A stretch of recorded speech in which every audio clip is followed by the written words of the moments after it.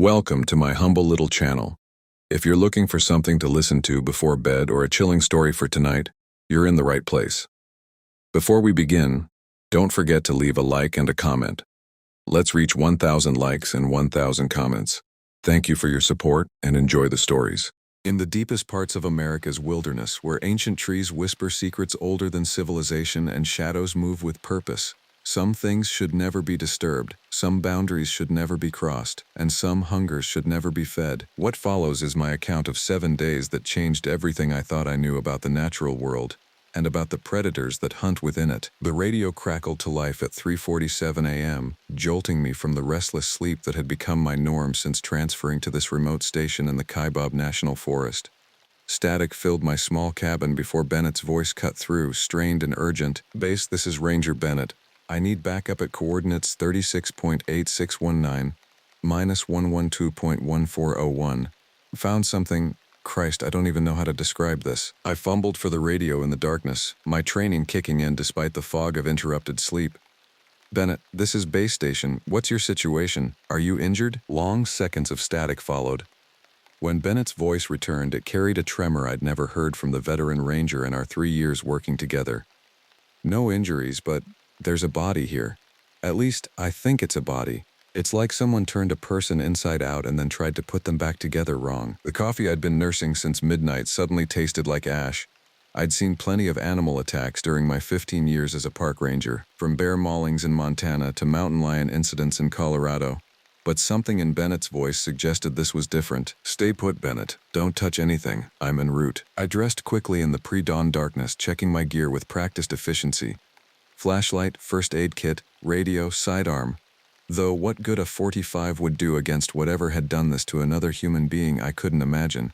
The forest outside my cabin window looked different somehow in the pale starlight, as if the familiar pines and aspens had rearranged themselves while I slept. The drive to Bennett's coordinates took 45 minutes on winding Forest Service roads that seemed to grow narrower and more overgrown with each passing mile. By the time I reached the location, dawn was beginning to bleed through the canopy, casting everything in a sickly yellow-green light that made even the healthiest trees look diseased. I found Bennett standing beside his patrol vehicle, smoking a cigarette with hands that shook despite the warm June morning. He'd been a ranger for over 2 decades, had pulled bodies from rivers and avalanche sites, had faced down aggressive wildlife without flinching. Seeing him reduced to this hollow-eyed wreck sent ice through my veins. "Where is it?" I asked, checking that my radio was set to the emergency channel. Bennett pointed with his cigarette toward a small clearing maybe 30 yards into the tree line. "Right through there." But nothing could have prepared me for what's in those woods. I followed his directions, pushing through dense undergrowth that seemed to resist my passage. The forest felt wrong here, too quiet except for an occasional sound that might have been wind in the branches or might have been something else entirely. When I reached the clearing, I understood why Bennett had been reduced to a nervous wreck. The body, if it could still be called that, lay sprawled in the center of the open space like some nightmarish scarecrow. At first glance it appeared human, but as I moved closer, fighting every instinct that screamed at me to turn and run, the wrongness became apparent. The skin hung loose and ill-fitting, as if it had been removed and then hastily reapplied by someone who had never seen a human body before. Limbs were too long in some places, too short in others. The face was a grotesque parody of human features, with eyes set too far apart and a mouth that stretched nearly from ear to ear. But it was the smell that nearly sent me to my knees, a combination of decay and something else, something alive and hungry and utterly alien. I managed to key my radio without taking my eyes off the thing in the clearing. "Bennett, we need to contact the county sheriff immediately and tell them to bring their forensics team." "Already tried," came his reply. "Radio won't reach that far from this location. It's like something's interfering with the signal." I tried my own radio, cycling through channels.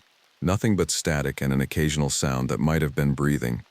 The forest around the clearing seemed to pulse with malevolent life, shadows shifting despite the steady morning light. That's when I noticed the tracks. They led away from the body in a roughly westward direction, but they weren't like any animal prints I'd ever encountered in my years of wilderness training. They were human-sized but wrong, with too many toes and claw marks that dug deep into the soft earth. More disturbing still, they seemed to change as they progressed, becoming less human and more something else with each step. I photographed everything with the digital camera from my pack, though the images seemed to blur strangely when I reviewed them. The body, the tracks, the clearing itself, nothing would focus properly, as if the camera was having trouble deciding what it was actually seeing. By the time I made it back to Bennett, he'd finished his cigarette and started on another.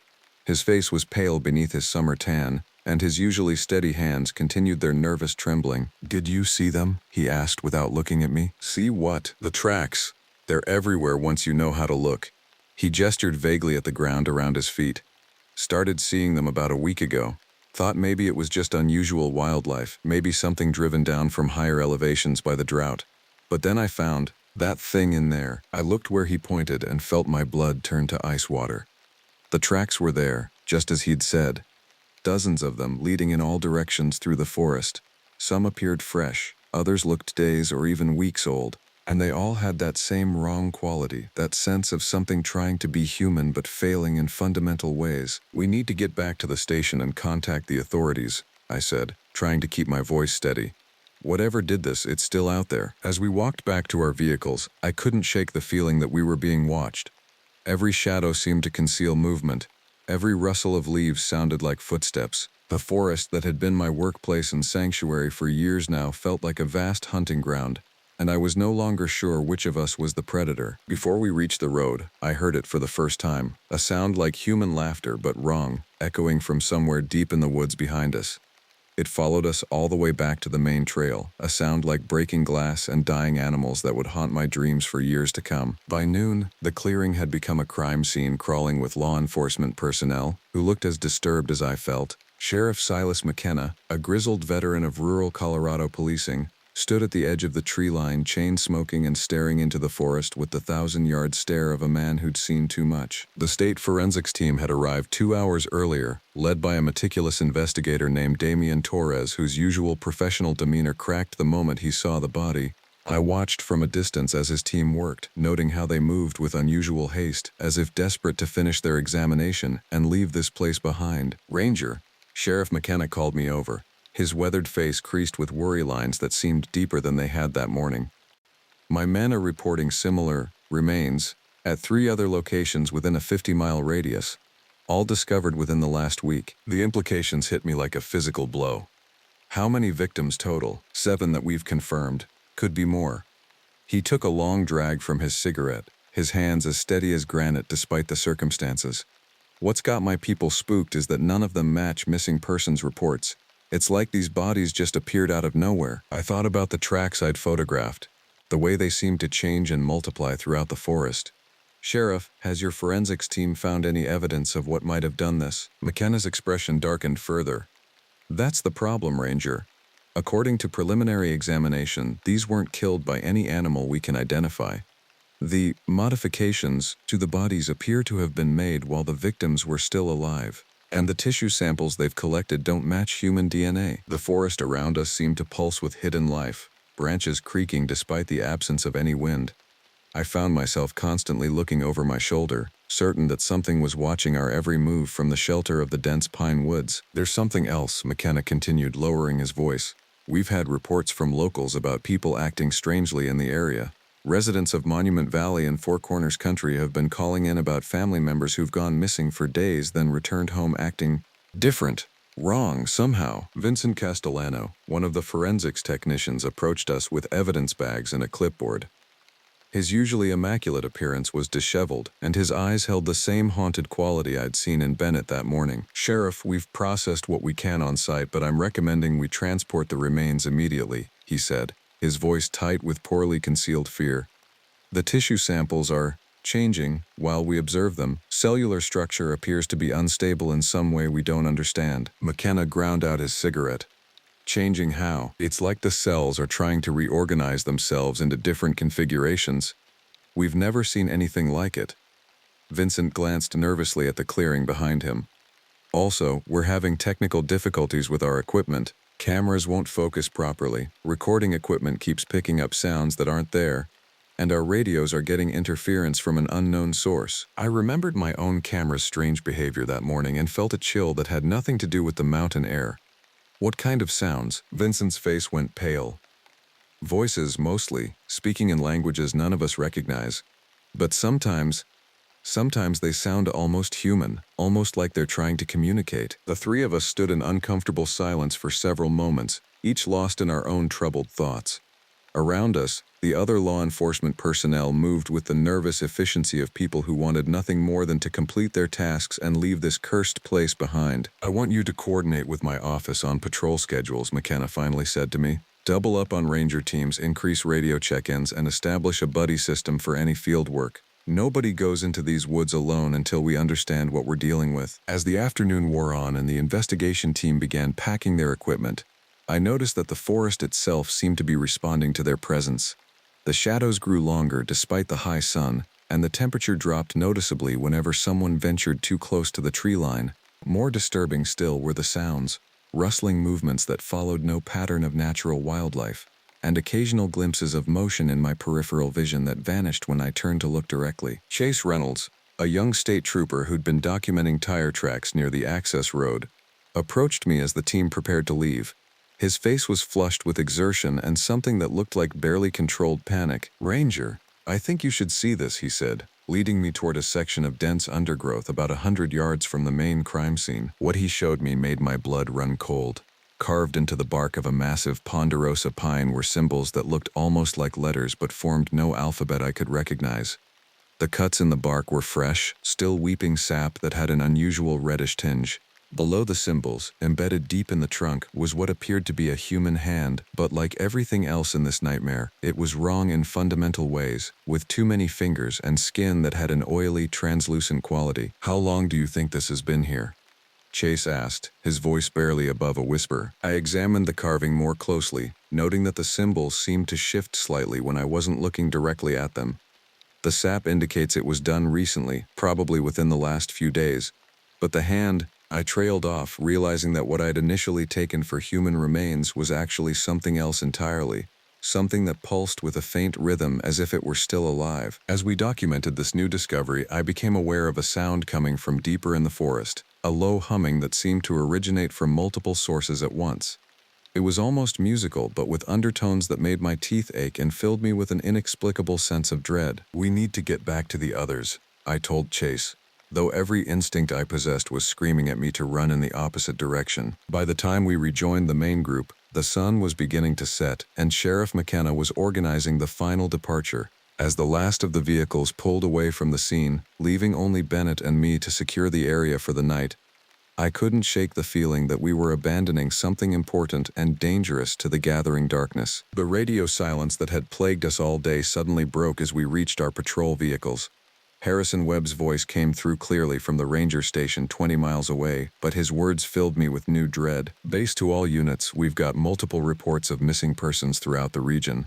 Nathaniel Cross from Walker Lake, Kingston Phillips from near Sedona, and Cole Matthews from the Apache Reservation all disappeared within the last 48 hours under circumstances that local authorities are describing as highly unusual." I keyed the radio with numb fingers.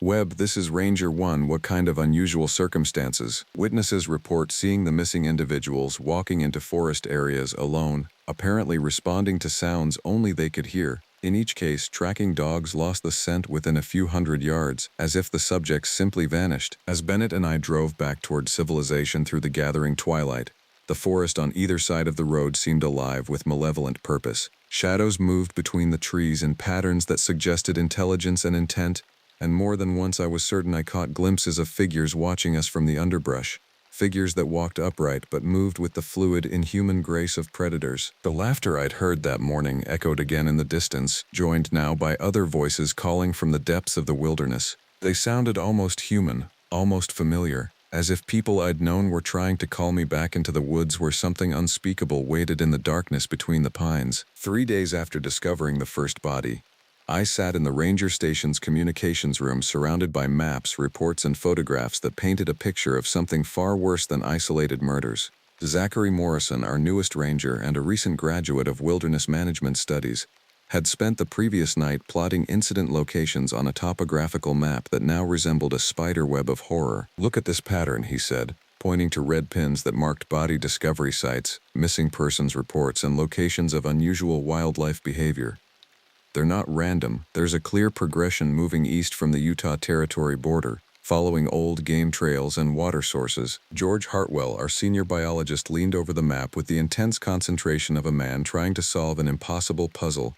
His expertise in regional wildlife had made him invaluable in past investigations, but this situation had pushed him beyond the boundaries of conventional science. "Whatever's causing this, it's intelligent," George said, tracing the pattern with his finger.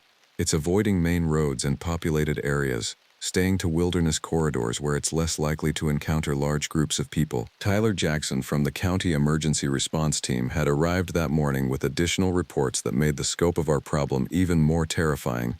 His usually confident demeanor had been replaced by the careful movements of a man walking through a minefield. "We've had 17 missing persons reports filed in the past week across 3 counties, Tyler said, consulting his notes with hands that trembled slightly. "But here's what's really disturbing. 6 of those people have returned home and their families are begging us to take them away again." The implications of that statement settled over the room like a suffocating blanket. Brandon Martinez, a wilderness survival expert we'd consulted on previous search and rescue operations, set down his coffee cup with enough force to slosh the contents onto the table. "Returned how?" Brandon asked. "What condition were they in?" Tyler's face went pale as he flipped through his report folder. "That's where this gets really weird. Physically, they appear unharmed, but their families describe fundamental changes in behavior, speech patterns, even basic motor functions. Austin Reeves' wife called them wearing him like an ill-fitting suit." I studied the photographs we'd taken at various crime scenes, noting details that had initially seemed like random variations but now appeared to follow a disturbing logic. The modifications to each body showed a progression, as if something was learning how human anatomy worked through trial and error. "What about the Native American reservations?" I asked, remembering the cultural wisdom that had served me well during previous assignments in the Southwest. "Have tribal authorities reported similar incidents?" Justin Clearwater, a liaison from the Navajo Nation who'd driven down that morning to consult with us, spread out additional maps showing tribal lands throughout the region.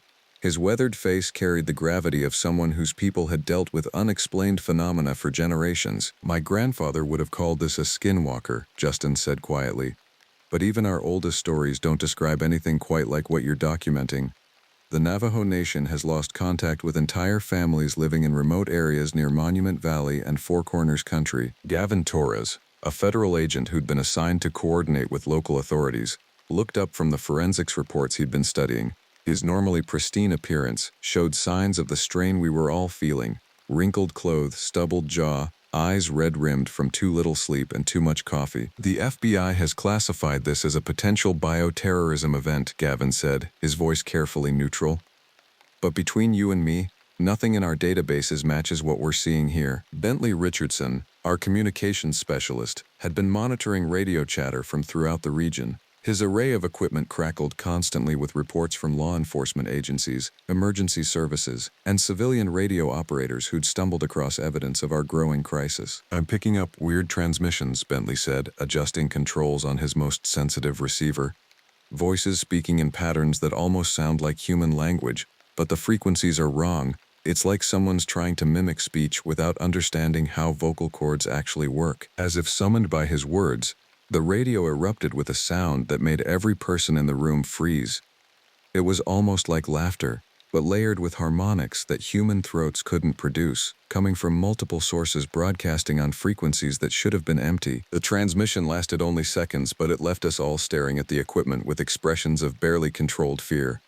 In the silence that followed, we could hear similar sounds echoing from the forest outside, as if whatever was out there was responding to the radio signal. Amir Patel, a digital forensics specialist who'd been analyzing the photographs from our crime scenes, suddenly straightened in his chair. His eyes were wide behind wire-rimmed glasses as he stared at his computer screen. "This can't be right," he muttered, zooming in on an image that showed one of the modified bodies. "The metadata from these photos shows they were all taken at the same time, even though we shot them hours apart at different locations." Brody Stevens, a local tracking expert whose knowledge of wilderness survival had aided us in dozens of search and rescue operations, pointed to something in one of the photographs that made my stomach lurch. "Look at the positioning of the bodies," he said. "They're all oriented the same direction, pointing toward a specific coordinate in the deep wilderness. It's like they're indicating something, or maybe someone was arranging them as markers." I calculated the heading and felt ice form in my veins. The bodies were pointing toward a section of forest that hadn't appeared on any of our patrol schedules. an area so remote and difficult to access that we'd never had reason to explore it thoroughly. Xavier Mills, our cartography specialist, pulled out detailed topographical surveys of that region. His expertise in wilderness navigation had been invaluable during previous emergencies, but as he studied the maps, his expression grew increasingly troubled. "That's strange," Xavier said, comparing different surveys of the same area. "These maps don't match. The terrain features are completely different depending on which survey you reference, as if the landscape itself keeps changing." Tristan Noble, a geologist we'd consulted about unusual rock formations in the area, leaned over Xavier's shoulder to examine the conflicting surveys. His background in earth sciences had always provided logical explanations for seemingly mysterious phenomena, but this situation clearly had him baffled. "Geological features don't just rearrange themselves," Tristan said, his voice tight with confusion. "But these surveys were all conducted by reputable organizations using standard methodologies. There's no reason they should show such dramatic variations." The afternoon shadows were growing longer when Nicholas Kane, a wilderness photographer who'd been documenting the region for years, arrived with a portfolio of images that changed everything we thought we understood about our situation. "I've been shooting in these woods for over a decade," Nicholas said, spreading his photographs across the table. "But when I went back through my archives, I found something that shouldn't exist." The images he showed us were taken at various locations throughout the forest over the past several years. At first glance, they appeared to be standard wilderness photography: towering pines, rocky outcroppings, wildlife in natural settings. But as Nicholas pointed out details in each image, a pattern emerged that filled me with existential dread. In every photograph, barely visible unless you knew exactly where to look, was the same figure. It appeared human at a distance, but something about its proportions and posture was fundamentally wrong. More disturbing still, the figure seemed to be watching the photographer, always positioned in a way that suggested intelligence and intent. "I never noticed it while I was shooting," Nicholas said, his hands shaking as he handled the photographs. "It's like my eyes just slid past it, refused to acknowledge what was there. But the camera saw it every time." As evening approached, and we prepared to establish a night watch rotation, Louis Barrett, a local hunting guide with 30 years of experience in these mountains, arrived with information that made our blood run cold. "My clients have been reporting strange animal behavior for months," Louis said, accepting the coffee that Tyler offered him. "Deer running in circles until they collapse from exhaustion, bears abandoning their territories for no apparent reason, and predator species forming hunting packs that make no biological sense." Maxwell Chen, a veterinarian who specialized in wildlife medicine, had examined some of the animals Louis described. His findings suggested that our problem extended far beyond human victims. "The wildlife shows signs of neurological damage consistent with exposure to some kind of unknown pathogen," Maxwell said, consulting his notes. "But the tissue samples I've analyzed don't contain any identifiable viral, bacterial, or parasitic agents." As darkness fell over our station, the forest outside seemed to come alive with sounds that belonged to no natural ecosystem. Diego Santos, our night security coordinator, had installed additional lighting and monitoring equipment around the perimeter. But even our best technology seemed inadequate against whatever was stalking through the wilderness beyond our walls. The radio crackled again with that inhuman laughter, closer now than it had been before. This time, it was accompanied by voices calling names, some of them belonging to the missing persons on our lists, others that sounded disturbingly like members of our own team. I found myself checking and rechecking the locks on all our doors and windows, knowing that conventional security measures would be useless against something that could modify human bodies at will. Outside, the forest waited with infinite patience for whatever horror it had been nurturing to finally reveal itself. The morning of our expedition into the deep wilderness dawned gray and oppressive, with low clouds that seemed to press down on the forest like a suffocating blanket. Our team consisted of 6 volunteers, all seasoned professionals who understood the risks but couldn't ignore the mounting evidence that whatever was terrorizing the region had its lair somewhere in the coordinates the bodies had been indicating. Neve Williams, our most experienced tracker, led the way through terrain that seemed to actively resist our passage. Her expertise in wilderness navigation had guided dozens of successful search and rescue operations, but even she seemed shaken by the way familiar landmarks kept appearing in wrong locations, as if the forest itself was trying to disorient us. "The trails don't match any of our maps," Neve said, consulting her GPS unit for the 3rd time in an hour. "We should have reached the creek crossing 20 minutes ago, but I'm not seeing any water features." Elena Rodriguez, our team medic, checked her equipment with the methodical precision that had made her invaluable during previous emergency operations. But I noticed her hands lingering on the more exotic items in her medical kit, tranquilizers, emergency surgery supplies, and chemical restraints that suggested she was preparing for encounters far outside normal first aid protocols. Everyone needs to stay hydrated and alert, Elena said, though her voice carried an underlying tension that belied her professional calm. If we encounter any of the missing persons, remember that they may not be in control of their own actions. Caroline Brooks, a wildlife biologist specializing in predator behavior, had insisted on joining the expedition despite the obvious dangers. Her research into unusual animal attacks had provided valuable insights into our investigation, but the deeper we penetrated into the wilderness, the more her scientific confidence seemed to erode. The ecosystem here is completely wrong, Caroline observed, photographing trees that appeared healthy from a distance but showed signs of some kind of parasitic infection when examined closely. It's like something is corrupting the natural balance from within. Ileana Foster, our communications specialist, carried radio equipment that should have kept us in contact with base station, but every attempt to transmit resulted in the same unsettling interference we'd been experiencing for days. Worse, the static seemed to be forming patterns that almost resembled speech in languages none of us recognized. I'm getting signals from sources that shouldn't exist, Ileana reported, fine-tuning her equipment in a futile attempt to establish clear communications. Multiple transmitters broadcasting on frequencies that aren't assigned to any legitimate users. Anna Martinez, a forensic photographer whose documentation had been crucial to our investigation, captured images of increasingly bizarre phenomena as we pushed deeper into the forest. Tree bark that seemed to pulse with its own rhythm, rock formations that cast shadows in impossible directions, and tracks that changed configuration while we watched. The camera's having trouble focusing, Anna said, reviewing images on her digital display.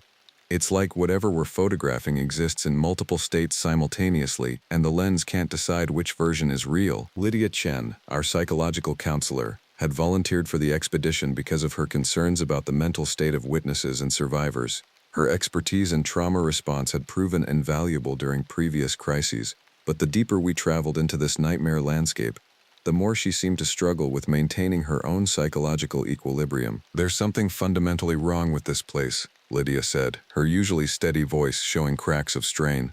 It's affecting our perception, making us question basic sensory input. I've never encountered anything that produces such widespread dissociative symptoms. By midday, we'd reached a section of forest that didn't appear on any of our maps. A valley hidden between ridges that seemed to exist in defiance of the surrounding topography.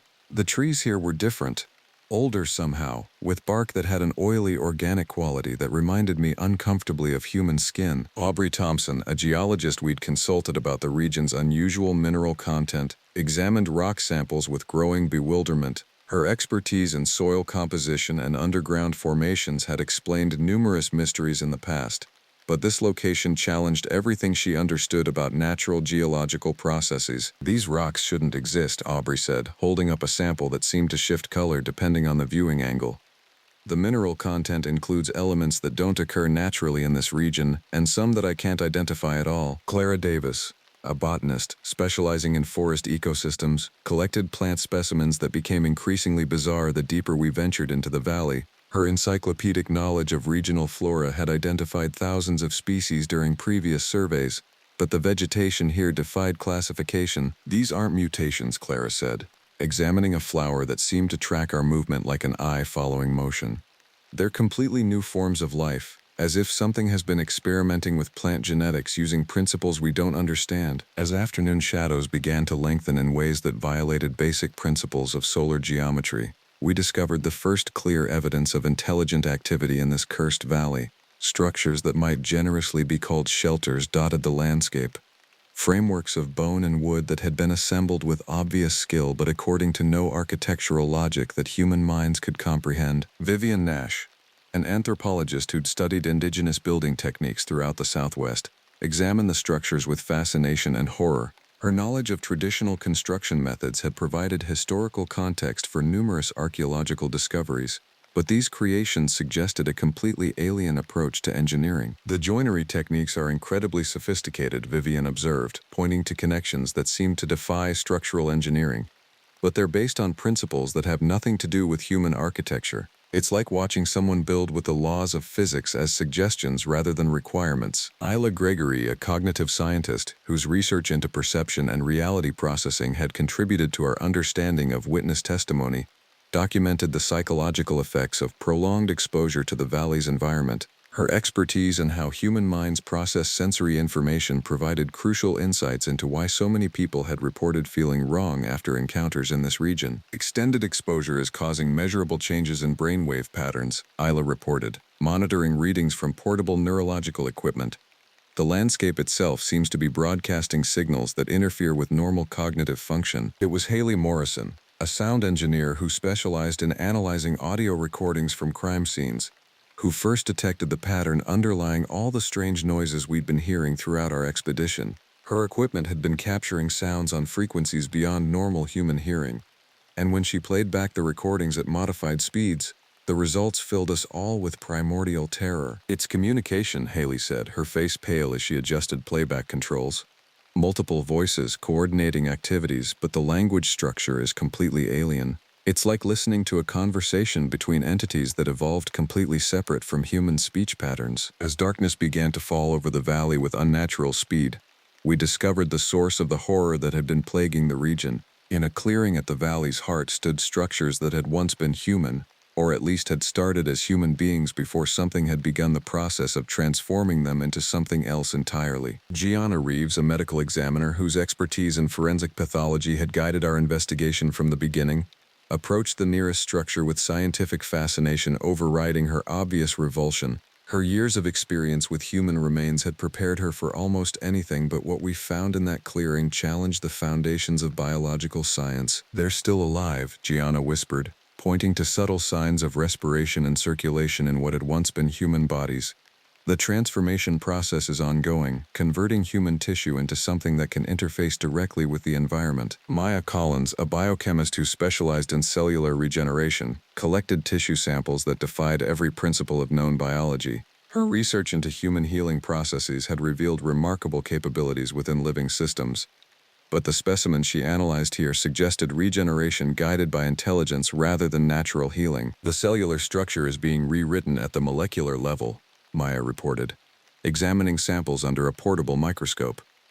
"It's not mutation or infection, it's deliberate bioengineering using techniques that are centuries ahead of current medical science." Ivy Patterson, a quantum physicist whose theoretical work had explored the boundaries between consciousness and physical reality, detected energy patterns around the transformed beings that registered on instruments designed to measure subatomic activity. Her expertise in quantum mechanics provided the only framework that could begin to explain what we were witnessing. "There's quantum entanglement between all the specimens," Ivy said, monitoring readings that spiked wildly whenever we approached the structures.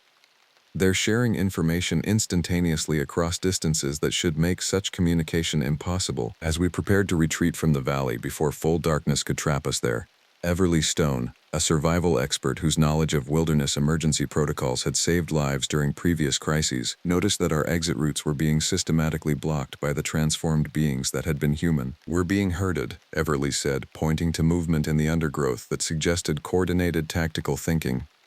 "They're not just hunting randomly, they're using strategy and planning to force us towards specific locations." The laughter we'd been hearing for days echoed from all around us now, but closer and more numerous than ever before.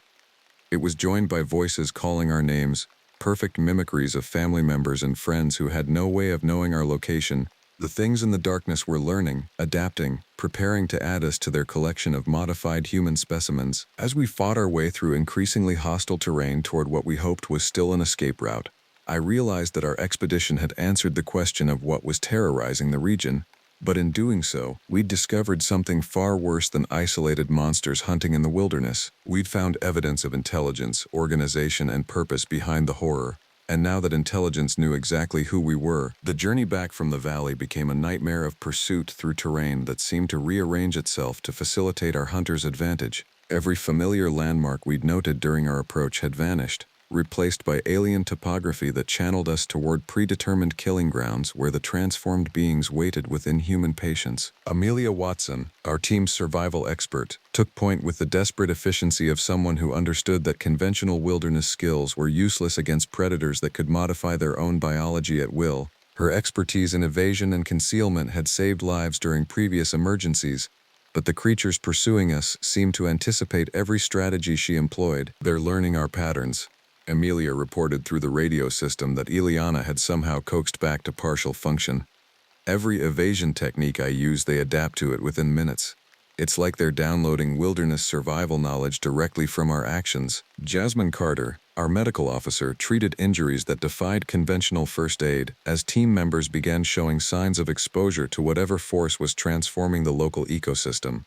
Her training in emergency medicine had prepared her for trauma and disease, but the cellular changes she observed in our own tissues suggested that mere proximity to the transformed beings was beginning to alter our biology. The contamination is airborne, Jasmine warned, administering medications that seemed to slow but not prevent the physiological changes affecting our group.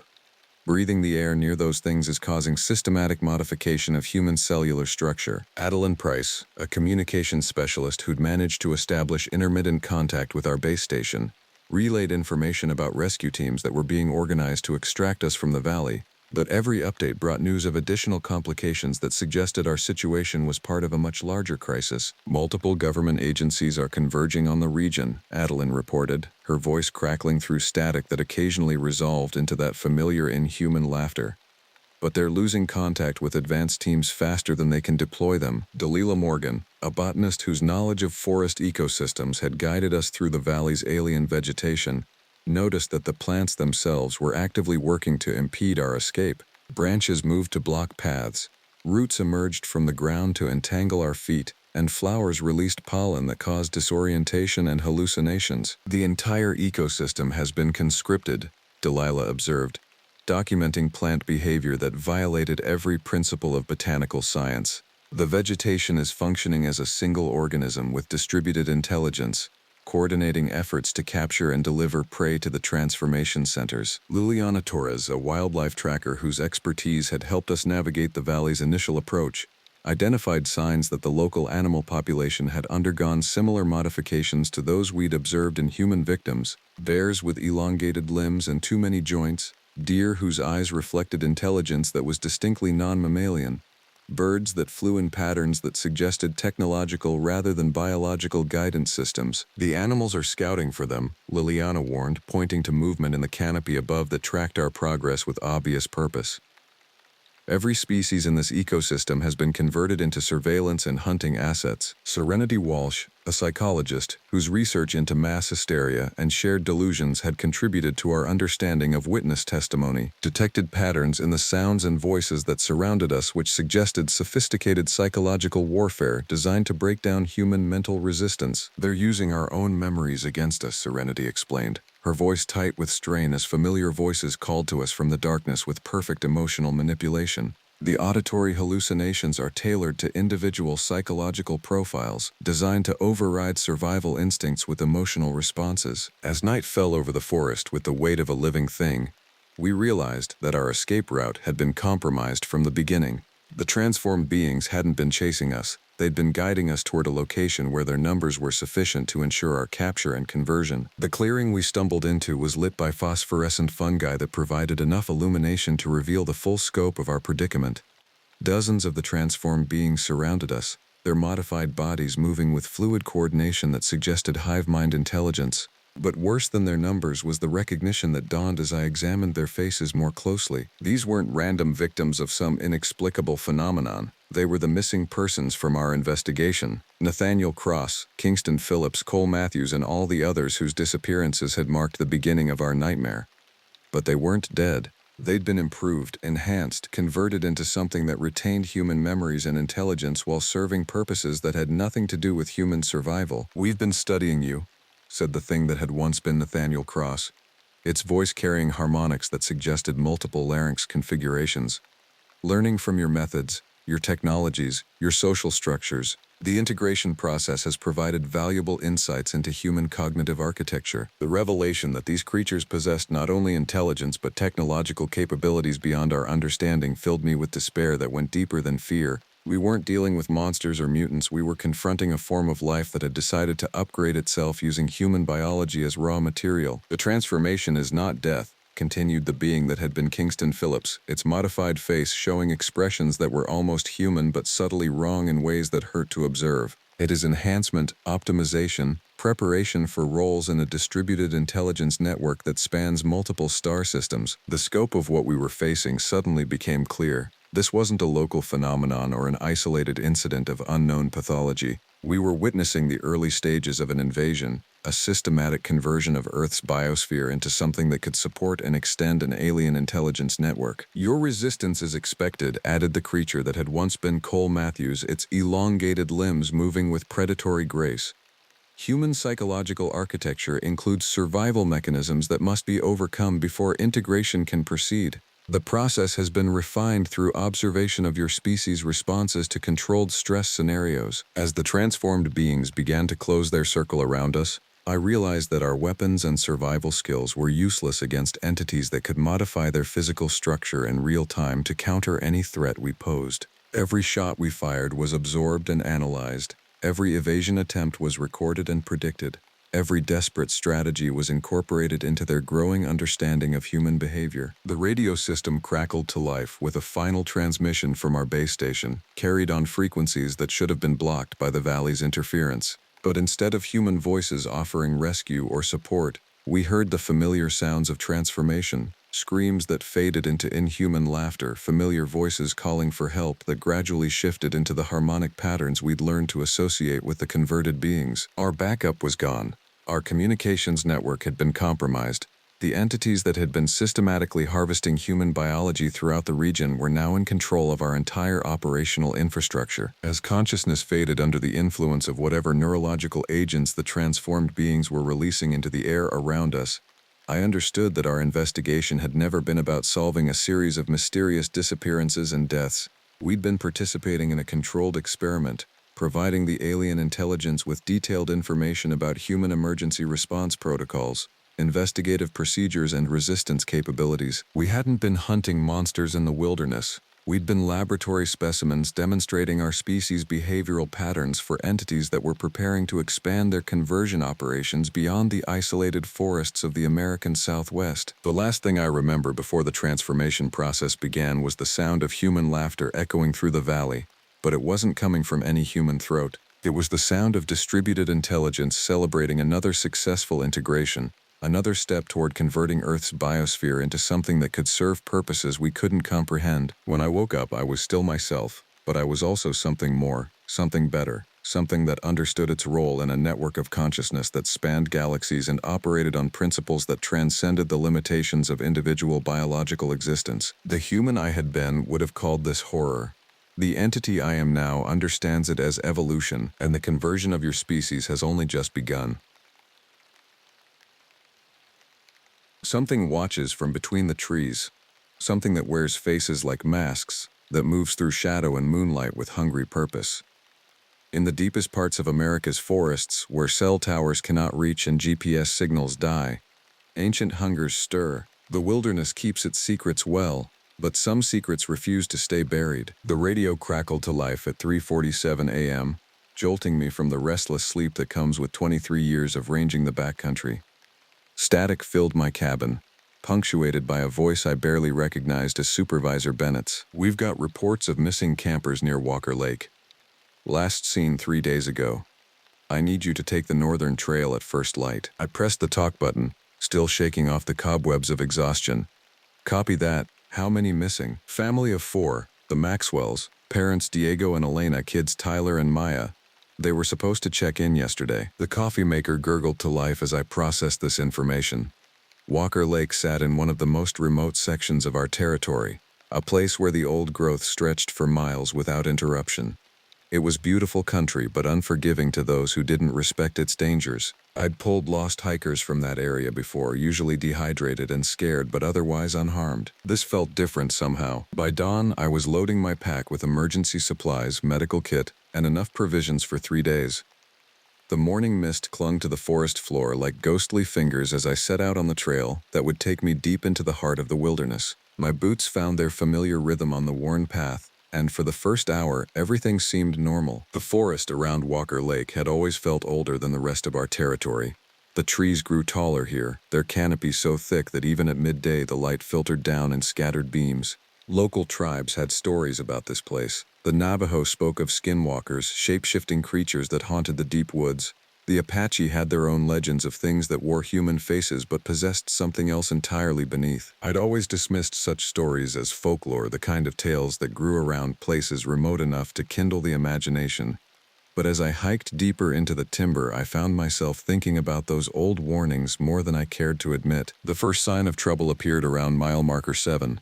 The trail, which should have been clear and well-maintained, was littered with debris, broken branches, scattered leaves, and deep gouges in the earth that looked almost like claw marks. But no animal I knew could have made marks that large or that deep. I knelt to examine the disturbance more closely. The gouges were roughly 2 feet long, carved into the hard-packed soil with enough force to expose the pale earth beneath. They formed a pattern that suggested something had been dragged across the trail, something heavy enough to leave deep impressions. My radio remained silent despite repeated attempts to contact Bennett or any of the other rangers. The deeper I ventured into this remote section, the more isolated I became from the outside world. The GPS unit on my belt showed my position clearly enough, but the emergency beacon that should have provided a direct line to headquarters displayed only error messages. As afternoon shadows began to lengthen, I reached the campsite where the Maxwell family had been staying. Their tent stood partially collapsed, one side torn open as if something had burst through the fabric from the inside. Personal belongings were scattered across the small clearing, clothing, camping gear, and a child's stuffed animal that lay face down in the dirt. But there were no signs of the family themselves. I called out, my voice echoing through the trees. "Diego? Elena? This is Park Service. Can anyone hear me?" The only response was the whisper of wind through pine needles and the distant cry of a hawk circling overhead. I began a systematic search of the immediate area, looking for any clue that might indicate which direction the family had gone. What I found instead were more of those strange gouges in the earth, leading away from the campsite in 3 different directions. The marks seemed too deliberate to be random, as if whatever had made them was intentionally trying to confuse anyone who might follow. I chose the trail that led toward higher ground, reasoning that people in distress often sought elevation for better visibility and potential rescue. The path climbed steadily through increasingly dense forest where the undergrowth grew so thick it seemed to press in from all sides. As the sun began to set, painting the sky in shades of orange and red, I made camp in a small clearing about 2 miles from the Maxwell site. I built a fire more for psychological comfort than warmth, the flames casting dancing shadows that seemed to move with malevolent purpose. That's when I heard the first call. It started as a faint sound carried on the evening breeze, almost human but not quite. A voice calling for help, the words indistinct but the desperation unmistakable. I grabbed my flashlight and headed toward the sound, following what appeared to be a game trail deeper into the woods. "Hello," I shouted. "Park Service, where are you?" The voice called again, closer now but somehow wrong in a way I couldn't define. The cadence was off, the vowels stretched in ways that human vocal cords shouldn't manage, but it was definitely calling for help, definitely human words formed by something that might have been a human throat. I followed the calls for nearly an hour, my flashlight beam cutting through the darkness as I navigated fallen logs and dense underbrush. The voice stayed just ahead of me, always close enough to hear but never close enough to locate precisely. Then, suddenly, it stopped. I stood in the middle of what appeared to be another small clearing, my light sweeping back and forth across empty space. The silence was absolute. No insects, no night birds, not even the rustle of small animals moving through the undergrowth. Something was watching me. I could feel eyes tracking my movements, studying me from the darkness beyond my flashlight's reach. The hair on the back of my neck stood on end as I slowly turned in a full circle, trying to spot whatever was out there. That's when I saw the footprints. They appeared in the soft earth at the edge of my light, human in shape but wrong in every detail. Too long, with elongated toes that ended in what looked like claws. The prints were deep, suggesting something much heavier than a normal person, and they formed a perfect circle around where I stood. I had been surrounded without knowing it, watched and studied like prey before a strike. I spent the rest of that night huddled next to my fire, feeding it constantly to keep the flames high and bright. Every shadow seemed to move with purpose, every sound made me grip my radio tighter despite its continued silence. When dawn finally broke through the canopy, I felt like I had aged a decade in a single night. The footprints were gone, not covered or worn away by wind, but simply absent, as if they had never existed at all. The earth where I had seen them was smooth and undisturbed, showing no sign that anything had walked there. I began to question what I had actually seen in the darkness, wondering if exhaustion and stress had played tricks with my perception. But the Maxwell family was still missing, and strange footprints or not, I had a job to do. I broke camp early and continued following the trail of gouged earth that led deeper into the wilderness. The marks seemed fresher here, as if whatever had made them had passed through recently. My GPS showed that I was now nearly 15 miles from the nearest road, deep in backcountry that saw perhaps a dozen visitors per year. Around mid-morning, I found the first piece of concrete evidence that the Maxwell family had been this way. A child's sneaker, small enough to belong to either Tyler or Maya, hung from a pine branch about 8 feet off the ground. The shoe was clean and undamaged, placed there deliberately rather than caught by accident. Someone or something wanted me to find it. I continued climbing, following a ridge that offered occasional glimpses of the vast forest stretching to the horizon. The trail became more difficult here, winding through boulder fields and steep ravines where a single misstep could mean a fatal fall. Whoever had come this way possessed either exceptional skill or inhuman agility. The second shoe appeared 3 miles further on, this one belonging to an adult based on its size. It had been placed on a prominent rock outcropping, positioned so that anyone following the trail could not miss it. Like the first, it showed no signs of the wear and damage that would be expected from traveling through such rough terrain. As the afternoon wore on, I found more items from the Maxwell campsite. A water bottle wedged into a tree fork, Elena's hiking jacket spread across a fallen log, a camping knife driven point first into a stump with such force that I needed both hands and considerable effort to pull it free. Each item had been placed with obvious intention, forming a trail that led steadily upward toward the high country where few rangers ever ventured. The message was clear: follow, and perhaps you will find what you seek. But the very deliberateness of the arrangement filled me with growing dread. What kind of predator laid out bait in such a methodical fashion? Late in the afternoon, I crested a ridge and found myself looking down into a valley I had never seen before despite my years in this territory. It was a place that seemed to exist outside the normal geography of the forest, a depression in the landscape that the official maps somehow failed to record. Ancient trees filled the valley floor, their trunks so massive that several people holding hands could not have encircled them. Between these giants, smaller trees and undergrowth created a maze of shadows where the afternoon light never seemed to penetrate fully. At the center of the valley, a small lake reflected the sky like a dark mirror, and there, on the shore of that hidden lake, I saw the Maxwell family's tent. It stood perfectly intact, showing none of the damage that had marked their original campsite. Smoke rose from what appeared to be a cooking fire, and I could see figures moving around the camp as if nothing had happened. Relief flooded through me as I began the descent into the valley.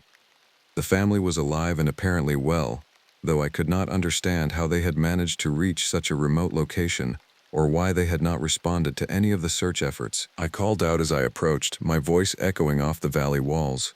"Maxwell family, Park Service." The figures by the tent stopped moving and turned toward me. Even from a distance, something about their posture seemed strange, too rigid and angular for people who should have been relieved to see a rescue team. As I drew closer, details became clearer, and my relief began to transform into something much darker. The figure I had taken for Diego Maxwell stood too tall, its proportions subtly wrong in ways that became more apparent with each step I took. The thing wearing Elena's hiking jacket moved with a gait that no human being could manage, its limbs bending at angles that defied anatomy. The smaller figures that must have been Tyler and Maya remained motionless, facing me with an attention that seemed more predatory than curious. I stopped walking when I was still 50 yards from the camp, my hand moving instinctively to the can of bear spray on my belt. The figures continued to watch me, and now I could see that while they wore the clothing and possessed roughly the shape of the Maxwell family, the faces that stared back at me were not human. The skin hung too loosely, as if it had been stretched over a frame that did not quite match its original dimensions. Features that should have been familiar appeared twisted and rearranged, like a photograph that had been torn apart and reassembled by someone who had never seen the original. The thing wearing Diego's form opened its mouth and spoke in a voice that carried across the water with unnatural clarity. "Help us," it said, and the voice was Diego's voice exactly, down to the slight accent that marked his childhood in the Southwest. "We've been waiting for you." Every instinct I possessed screamed at me to run, to get as far away from this valley as possible, but somewhere in the back of my mind, a small voice wondered if I was losing my grip on reality. 23 years in the wilderness could take a toll on anyone's mental state, and I had been under considerable stress lately. Maybe the Maxwell family really was safe and sound, and my exhausted mind was transforming them into monsters. The thing that looked like Elena raised its arm and waved, the gesture perfectly normal except for the way its elbow bent backward at an impossible angle. "Please," it called in Elena's voice. "The children are hurt. We need medical attention." I took one step forward, then stopped as my radio suddenly crackled to life. "All units be advised. We have received reports of unusual activity in the Walker Lake area. Exercise extreme caution and do not approach any individuals you encounter until backup arrives." Bennett's voice sounded strained, frightened in a way I had never heard before. Something had happened back at headquarters, something that had changed the nature of this search and rescue operation into something else entirely. The things wearing the Maxwell faces heard the radio transmission and began to move toward me with purpose. Their human disguises started to slip as they approached, revealing glimpses of what lay beneath the stolen skin. I turned and ran. I crashed through the underbrush like a panicked animal, branches tearing at my clothes and scratching exposed skin as I fled from the nightmare camp by the dark lake. Behind me I could hear pursuit, not the heavy footfalls of normal runners, but a sound like something being dragged across the forest floor, punctuated by wet, tearing noises that I did not want to identify. My radio continued to crackle with increasingly urgent transmissions as I climbed out of the hidden valley. Bennett's voice was joined by others, Rangers Silas and Damien, reporting similar encounters from different parts of the forest. Vincent and Chase had gone silent entirely, their last known positions marked by GPS coordinates that placed them deep in the backcountry. "Multiple incidents confirmed," Bennett's voice cut through the static. "We're dealing with something that can mimic human appearance. All personnel are advised to treat any human contact as potentially hostile until identity can be verified through established protocols." I reached the ridge and paused to catch my breath, looking back toward the valley where the things wearing Maxwell faces continued their pursuit. They moved up the steep terrain with an agility that no human could match, their borrowed limbs extending and contracting like rubber as they navigated obstacles that should have been impossible to traverse. The radio offered one piece of hope. Evacuation helicopters are en route to established landing zones. All rangers should proceed to LZ Alpha for immediate extraction. LZ Alpha was 12 miles away through some of the roughest country in our territory. Under normal circumstances, it would be a challenging but manageable hike for someone with my experience. But these were not normal circumstances, and the things behind me showed no signs of tiring or giving up the chase. I began moving again, choosing routes that would slow my pursuers while allowing me to make reasonable time toward the landing zone. Rock faces that required careful climbing, dense thickets where larger bodies would have difficulty following, stream beds where the water would mask my scent and trail. For the first few miles, the strategy seemed to work. The sounds of pursuit gradually faded as I put distance between myself and the Valley of Horrors. My radio remained active with updates from headquarters and other rangers, painting a picture of coordinated incidents across thousands of square miles of wilderness. Whatever was happening, it was not limited to my sector. Reports came in of abandoned campsites where the occupants had vanished without a trace, hikers who had been seen acting strangely before disappearing entirely, park employees who had failed to report for duty or respond to radio calls. The pattern was always the same: normal people entering the deep woods, then something else emerging wearing their faces. As darkness fell, I made camp in a defensible position on a rocky outcropping that offered clear sightlines in all directions. I built no fire, ate cold rations, and tried to ignore the growing certainty that I was being watched from the shadows beyond my night vision. The radio brought news that made my blood run cold. "Be advised, we have confirmed casualties at the Monument Valley Research Station. Personnel there reported contact with individuals matching the description of missing persons from the Sedona sector. When approached, these individuals attacked with extreme violence. 3 confirmed dead, 2 missing." Monument Valley was over 200 miles from my current position. If the same entities that had taken the Maxwell family were active across such a vast area, we were dealing with something far beyond a local phenomenon. Ranger Harrison's voice crackled through the static. "Command, I'm observing a group of approximately 15 individuals moving through Sector 7. They appear to be local residents, but they're traveling together in a formation that doesn't match normal civilian behavior. Requesting guidance." "Maintain observation only," Bennett replied immediately. "Do not engage under any circumstances." Minutes later, Harrison's voice returned, tight with barely controlled terror. "Command, they're not human. I repeat, they are not human. They've detected my position and are approaching. I count 27 now, and more joining from the tree line. Some of them are wearing faces I recognize from the missing persons reports. The transmission cut off with sounds of struggle and what might have been screaming, though the audio quality made it impossible to be certain. I spent the night in a state of vigilant terror, watching the forest for any sign of movement while listening to increasingly desperate radio traffic. By dawn, contact had been lost with 7 rangers, and helicopter evacuation had been suspended indefinitely due to unusual atmospheric conditions over the affected areas. The morning light revealed the true scope of my situation. Scattered across the landscape below my rocky perch were dozens of human figures, all moving with the same unnatural gait I had observed in the things wearing Maxwell faces. They appeared to be conducting a systematic search of the terrain, working in coordinated groups that suggested intelligence and organization far beyond what I had initially assumed. Some of them wore the faces of people I recognized, fellow rangers, local residents, tourists who had vanished over the past several weeks.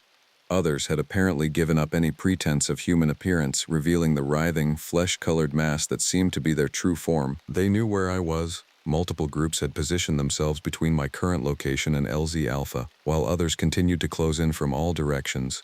Whatever these creatures were, they possessed a tactical awareness that made escape seem increasingly impossible. My radio crackled one final time, with a message that would haunt me for the rest of my life, however short that might prove to be. All units, this is command. We are implementing Protocol 7 immediately. The affected areas are being designated as contaminated zones. No personnel are to attempt entry or rescue operations until further notice. May God forgive us all. Protocol 7 was something I had hoped never to hear implemented. It meant that the situation had been deemed so dangerous, so uncontainable, that entire sections of the forest were being written off as lost causes. Anyone still inside those zones would be considered casualties of war. I was on my own. The creatures below had abandoned any pretense of stealth and were now openly converging on my position. As they drew closer, I could see the horrible details of their construction more clearly. The human skins they wore were not disguises but literal suits fashioned from their victims, worn over forms that defied biological classification. Some possessed too many limbs, extra arms and legs that emerged from torsos like the spawn of some fever dream. Others had elongated necks that allowed their borrowed heads to swivel in impossible directions. A few had apparently grown tired of maintaining human proportions entirely, their bodies stretching and contracting like living putty as they navigated the terrain. But the most disturbing were those that had begun combining elements from multiple victims. A thing that wore Elena Maxwell's face looked up at me with Tyler's eyes, while Diego's hands emerged from what had once been Maya's jacket. They were learning, evolving, becoming something more efficient and more terrible with each victim they claimed. As the first of them reached the base of my rocky stronghold and began to climb with spider-like agility, I made a decision that would determine whether this story had any chance of reaching the outside world. I would not go quietly into whatever darkness awaited me. The creatures reached my position just as the sun crested the mountains, their borrowed faces turned upward with expressions of hunger that no human being had ever worn. I had perhaps 30 seconds before they completed their climb. 30 seconds to make what might be the last important decision of my life. I activated the emergency beacon on my GPS unit, knowing it would broadcast my location and vital signs to every monitoring station within 500 miles. If I was going to die here, at least there would be a record of what had happened. Data that might help others understand and perhaps survive what was spreading through these ancient forests. The first creature to reach the top of my outcropping wore the face of a young woman I recognized from missing person reports posted in the ranger station. Sarah Aubrey, age 24, last seen hiking the Four Corners Trail 6 days ago. But the thing that had claimed her identity moved wrong, its spine too flexible, its limbs bending at joints that did not exist in human anatomy. "Please," it said in Sarah's voice. "I'm hurt. I need help." Even knowing what it was, the plea tugged at deeply ingrained instincts to help someone in distress. The creature had Sarah's memories, her voice patterns, perhaps even fragments of her personality. The camouflage was perfect on every level except the most fundamental one. The eyes gave it away. Behind Sarah's familiar features lurked something vast and alien and utterly without mercy. I raised the can of bear spray and emptied it directly into those stolen eyes. The thing that wore Sarah's face recoiled with a shriek that no human throat could produce, a sound like metal tearing under impossible stress. Where the chemical stream struck, the borrowed skin began to bubble and peel away, revealing glimpses of what lay beneath. What I saw in those brief moments would have driven me insane if I had not been operating on pure survival instinct. The creature's true form was a mass of living tissue that seemed to exist in a constant state of flux, extending pseudopods to manipulate its environment and absorbing organic matter to fuel its growth and transformation. More creatures reached the top of the outcropping while their companion writhed in chemical agony.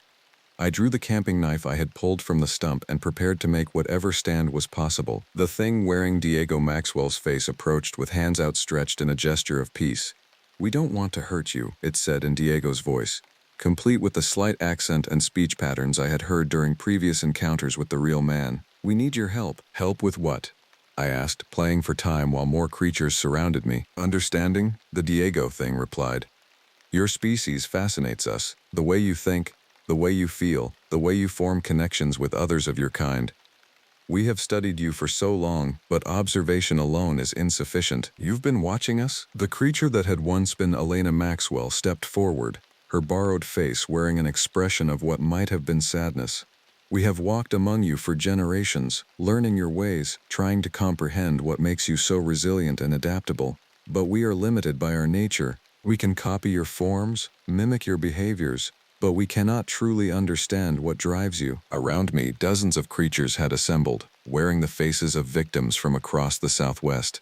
Men, women, children, all transformed into shells for something that existed beyond human comprehension. The places you call Skinwalker Ranch, the old stories your indigenous peoples tell, they remember us from when we were less sophisticated, when our attempts at mimicry were crude and obvious. We have learned much since then. The thing wearing Tyler Maxwell's face, a child's body housing an ancient intelligence, tilted its head with curious precision. "We tried living among you in your cities, your towns, but the constant need to maintain human appearance, to suppress our true nature, became unbearable. Here in the wilderness we can be ourselves while still studying you." "What are you?" I asked, though I was not certain I wanted to know the answer. The creatures exchanged glances, some form of wordless communication passing between them. Finally, the Elena thing spoke. "We are what remains of the first intelligence on this planet. Your species arose in our shadow, evolved in our presence, but you never knew we existed.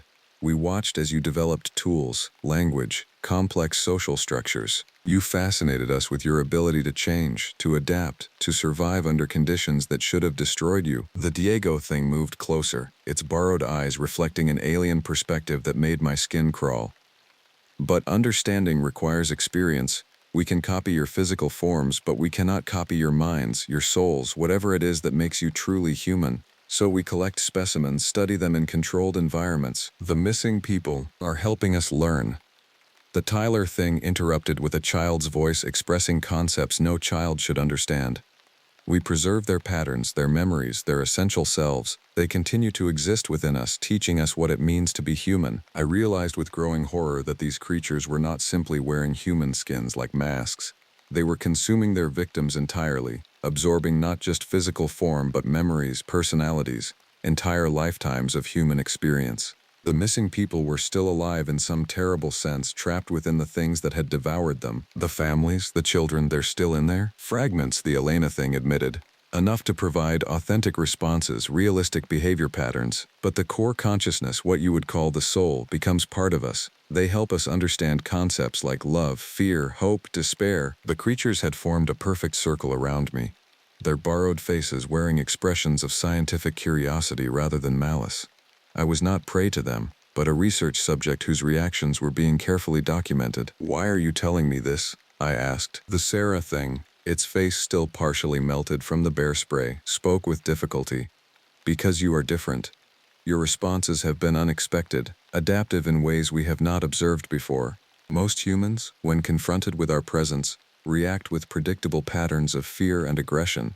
But you have shown resourcefulness, tactical thinking, emotional control under extreme stress. You represent something we have been seeking for a very long time," the Diego thing added.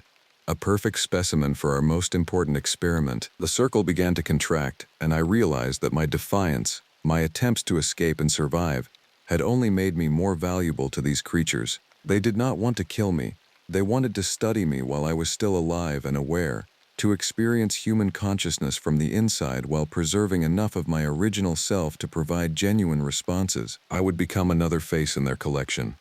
Another voice speaking words I had never chosen to say. The emergency beacon on my belt continued to pulse, broadcasting my location to monitoring stations that might no longer be staffed by human beings. If these creatures had been active for generations, if they had infiltrated human society to the extent they claimed, then nowhere was safe. As the circle of borrowed faces closed around me, I raised the camping knife and prepared to deny them the satisfaction of an easy capture. The blade felt impossibly small in my hand as the creatures tightened their circle, but I had no intention of making their victory simple.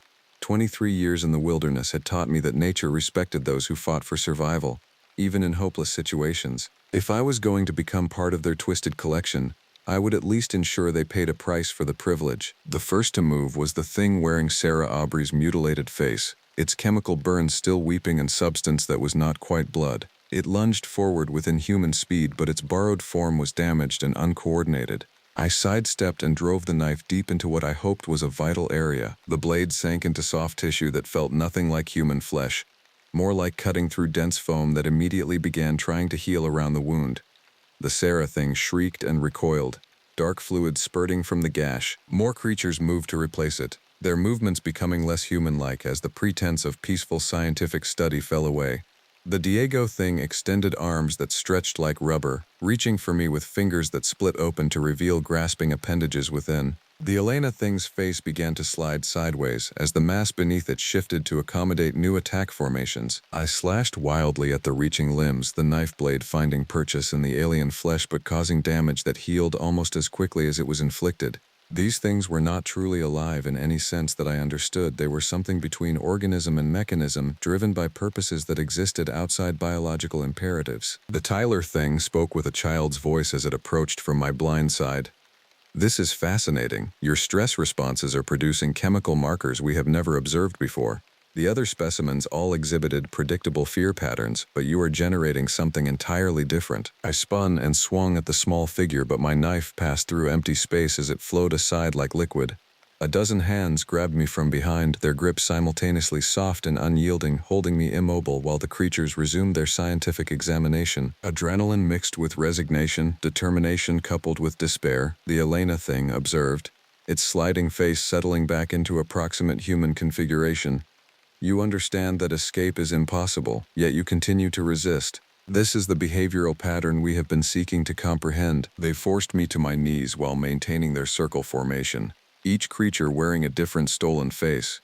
I recognize some of them now, hikers and campers who had vanished over the past several months, their disappearances attributed to the usual hazards of wilderness recreation. Rangers Cole and Zachary stared at me with eyes that held fragments of their original personalities trapped behind alien purpose. The indigenous peoples of this region had stories about us, the Diego thing continued, apparently eager to share their history now that I was captured. They called us Wendigos, Skinwalkers, shapeshifters who fed on human essence. Their legends contained enough truth to make them wary of the deep places where we preferred to conduct our studies. But as your civilization expanded, as your people filled even the most remote valleys with roads and settlements, we were forced to adapt. We learned to mimic your social structures, to blend into your communities while continuing our research. The thing wearing Ranger Cole's face stepped forward, its familiar uniform and equipment a grotesque parody of the man I had worked alongside for over a decade. "We established research facilities in locations your people find disturbing or dangerous, places like Skinwalker Ranch, where the local legends provided convenient cover for our activities. The government investigations, the scientific studies, we participated in many of them, gathering data while ensuring that no definitive conclusions were reached. Your species is remarkably good at explaining away evidence that challenges your established worldview. I tested my restraints and found them to be unbreakable, formed by living tissue that responded to my struggles by tightening further." The creatures continued their exposition with the enthusiasm of researchers finally able to share their findings with a captive audience. "We have learned much about human nature over the centuries," the Elena thing said, its borrowed voice carrying emotions that it had consumed rather than felt. "Your capacity for self-deception is particularly fascinating. Even when confronted with overwhelming evidence of our existence, most humans will construct elaborate, rational explanations rather than accept a reality that contradicts their fundamental assumptions about the world." The radio on my belt crackled with a transmission that made every creature in the circle turn their attention toward the sound. "Emergency teams are in position at all perimeter zones. Thermal imaging confirms massive biological activity in the contaminated areas. Authorization has been received for implementation of Option 0. Bennett's voice was barely recognizable, strained beyond human limits by whatever he had witnessed at headquarters. All remaining personnel are advised that Option 0 will commence in 30 minutes. May God have mercy on our souls. Option 0 was theoretical, a contingency plan that existed only in classified documents that most rangers never saw. It involved the complete sterilization of contaminated zones through methods that were never specified in the briefings we received. I had always assumed it meant some form of chemical defoliation or controlled burning. Now I realized that the government had been preparing for this scenario much longer than any of us had known. The creatures' borrowed faces showed the first genuine emotion I had seen from them: fear. Whatever Option 0 entailed, they understood the threat it represented to their continued existence. 30 minutes, the Tyler thing said with a child's voice expressing ancient terror. They mean to destroy everything within a 50-mile radius. The Diego thing released its grip on my arms and stepped back, its attention now focused on the radio transmission rather than their captured specimen. We must evacuate the primary research areas immediately. The specimens in deep storage, the genetic libraries, centuries of accumulated data. There is no time, the Elena thing interrupted. We must save what we can and establish new facilities beyond the contamination zone. The circle of creatures began to disperse, their scientific interest in my behavioral patterns temporarily overridden by survival instinct. But the Sarah thing, its face still bearing chemical burns from my earlier attack, moved to stand directly in front of me. This one comes with us, it declared. The stress patterns we observed represent a breakthrough in our understanding of human consciousness under extreme duress. We cannot afford to lose this research opportunity. The weight, the coal thing protested in my former colleague's voice. Transporting an uncooperative specimen will slow our evacuation. Then we ensure cooperation, the Sarah thing replied, extending one of its malformed hands toward my face. A simple modification to his brain chemistry will make him docile while preserving the essential personality traits we wish to study. I watched in helpless horror as finger-like projections emerged from its palm, thin tendrils designed to penetrate my skull and directly manipulate my neural tissue. This was how they had controlled their other victims, how they had turned living people into compliant research subjects while preserving enough original personality to maintain the illusion of humanity. The tendril was inches from my forehead when the first explosion shook the valley. Trees erupted into flame along the ridgeline as some form of incendiary device detonated with force that knocked several creatures off their feet.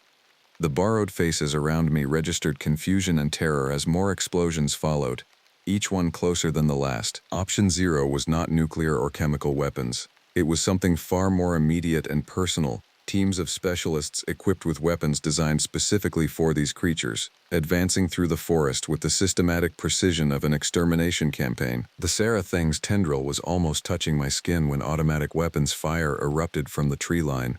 Bullets designed to penetrate and disrupt the alien tissue that composed these creatures' true forms. The thing wearing my captor's face dissolved into writhing fragments as rounds specifically engineered for this purpose tore through its borrowed flesh. I rolled away from the dying creature as more figures emerged from concealment. Soldiers wearing hazmat suits and carrying weapons I did not recognize, their faces hidden behind full-face respirators that suggested they were prepared for biological as well as conventional threats. The creatures scattered in all directions, abandoning their human disguises as they fled toward whatever sanctuary they hoped to find in the deeper wilderness. But the soldiers moved with the efficiency of a well-rehearsed operation, herding their targets toward predetermined kill zones where other teams waited with specialized equipment. This was not a rescue mission. It was an extermination campaign that had been planned and prepared for years, perhaps decades, waiting for the situation to deteriorate enough to justify its implementation. One of the soldiers approached me as the gunfire continued to echo through the valley, his voice muffled by the respirator. "Are you injured? Any bites, scratches, or other contact with the entities?" "I don't think so," I managed, still trying to process what I had witnessed. "We need to get you to decontamination immediately," he said, helping me to my feet. "The entire area is being sterilized. Nothing gets out alive unless it's been cleared through quarantine protocols." As we moved toward the extraction point, I caught glimpses of the true scope of Option 0. Helicopter gunships equipped with flame weapons were systematically burning sections of forest where thermal imaging had detected creature activity. Ground teams advanced in coordinated sweeps, their weapons producing sounds unlike anything in conventional military arsenals. The government had not been unprepared for this scenario. They had been actively planning for it, developing specialized weapons and tactics based on decades of secret research into the entities that shared our world. The legends and stories of indigenous peoples had not been dismissed as folklore. They had been classified as intelligence reports. But as we reached the landing zone where medical teams waited with decontamination equipment, I could not shake the feeling that this victory would prove temporary. The creatures had spoken of research facilities across vast areas of the continent, of centuries of study and adaptation. What we were destroying here represented only a small part of something much larger and more persistent. As the helicopter carried me away from the burning forest, I looked down at the valley where I had almost become another face in their collection. The flames were already consuming the ancient trees where these things had conducted their research. But I wondered how many other valleys remained undiscovered, how many other facilities continued their work in the deep places where human beings never ventured. The radio crackled with confirmation that the primary targets had been eliminated, but the voices of the soldiers carried an undertone of grim determination rather than triumph. This was not the end of something, but merely another chapter in a war that had been ongoing much longer than most people would ever know. 6 months later, I retired from the Park Service with a disability pension and a classification level that prevents me from discussing most of what I experienced. The official report describes a coordinated attack by an unknown terrorist group that had established training camps in remote wilderness areas. The missing persons were listed as casualties of this attack. Their bodies never recovered due to the extensive fire damage caused by the military response. But sometimes, late at night when I am alone with my thoughts, I wonder about the faces I saw in that circle of creatures. The fragments of consciousness they claim to preserve, the memories and personalities absorbed into something vast and alien and utterly without mercy. Are they still in there somewhere, trapped within forms that defy human understanding, experiencing awareness through sensory systems that exist outside biological reality? Do they remember being human, or has that identity been so thoroughly consumed that nothing recognizable remains? I tell myself that option 0 was successful, that the threat has been contained and eliminated. But the nightmares suggest otherwise, and I find myself avoiding wilderness areas where the trees grow too tall and the shadows reach too deep. Something is still out there, waiting in the places where cell phones cannot reach and GPS signals die. And sometimes, when the wind is right and the moon is dark, I hear voices calling from the deep woods. Familiar voices speaking words they never chose to say, wearing faces they can no longer claim as their own. The forest keeps its secrets well, but some secrets refuse to stay buried. The pines whisper secrets at Blackwood National Forest. I've spent 7 years as a ranger here, and the shadows beneath those ancient trees still hide things I can't explain. The service doesn't prepare you for everything you'll encounter in 500,000 acres of remote wilderness. My station sits on the northern ridge, a reinforced cabin with solar panels and a radio that works when it feels like it. 3 days hike from the nearest road. Management calls it encouraging self-sufficiency. Rangers call it abandonment. Tonight, I'm documenting the day's events by lamplight. Protocol requires detailed reporting, even when headquarters won't believe half of what you write. So much gets filed away as wildlife encounters or environmental anomalies. The bureaucracy has no column for impossible. The forest has its own rules, Ranger Davis told me during my first week. He'd been here 30 years and had the 1,000-yard stare of someone who'd seen too much. Remember that when you're out there alone. 3 months later, they found his backpack by Coldwater Creek. They never found Davis. I keep Stephen King's The Girl Who Loved Tom Gordon on my nightstand. Something comforting about reading horror when you live it, like vaccination through fiction. The worn paperback reminds me that some people make it out of these woods, some don't. Last Tuesday's search and rescue operation still haunts me. A family of 4, 2 days overdue from the Highland Trail. Standard procedure, I gathered their itinerary, last known coordinates, checked weather patterns. What wasn't standard was the silence. Forests are never quiet. They breathe with insect songs, bird calls, rustling leaves. But as I approached their last checkpoint, everything went dead. No wind, no animals, just the sound of my boots on pine needles and my own breathing in my ears. I found their campsite intact, tent still pitched, belongings scattered as if they'd simply vanished mid-activity. The father's journal lay open, pen still resting in the crease. The final entry read, "Something big moving outside, keeping watch tonight." The official report says mountain lion activity forced them to abandon camp and become disoriented. They were found 7 miles off trail, dehydrated but alive. What the report doesn't mention is what the youngest child kept repeating at the medical station. The big hairy man watched us from the trees. He had eyes like fire. Children imagine things, especially when scared. That's what I told myself. But I've seen things too, in my peripheral vision. Shadows where shadows shouldn't be. Movement that defies explanation. Experienced rangers develop heightened situational awareness, my training manual explained. What it didn't explain was the footprints I've found, 18 inches long, deeply pressed into hard soil, a stride length impossible for any known wildlife. The locals have stories. Every rural community does. The old-timers at the general store talk about Old Blackfoot, a creature that stalked these mountains for generations. Just tall tales, my supervisor said when I mentioned it during my first year. Focus on real threats, exposure, injury, predators. But there are incidents in these woods dating back a century. Hunters gone missing, rangers finding inexplicable structures made from twisted branches, recordings of howls that acoustic analysis can't identify. In my desk drawer I keep a file. Unofficial. Personal. 7 years of anomalies that don't fit into official reports. Photographs of broken trees snapped 8 feet above the ground. Audio recordings of vocalizations that make the hair on my neck stand up. Plaster casts of footprints that no wildlife biologist has been able to identify. The radio crackles suddenly, startling me. Through bursts of static, dispatch informs me of another missing hiker. Solo traveler, 3 days overdue. Last seen entering the North Quadrant. My quadrant. Search begins at dawn. I close my journal and check my gear. Whatever is out there, it's growing bolder. And tomorrow, I'll be tracking it as much as it tracks me. The search for the missing hiker, Tyler Collins, 29, experienced backpacker, began at first light. Fog hung between the trees like cotton, limiting visibility to 20 yards. Bad conditions for a search, perfect conditions for accidents or ambushes. Search patterns like this make us predictable, my colleague Morgan had once observed before transferring to Yellowstone. If something was hunting us instead of the other way around, we'd be easy prey. I remembered his words as I methodically worked my grid. 4 hours in, I found the first sign, a trekking pole abandoned beside Blackwater Creek, its handle dented and grip torn.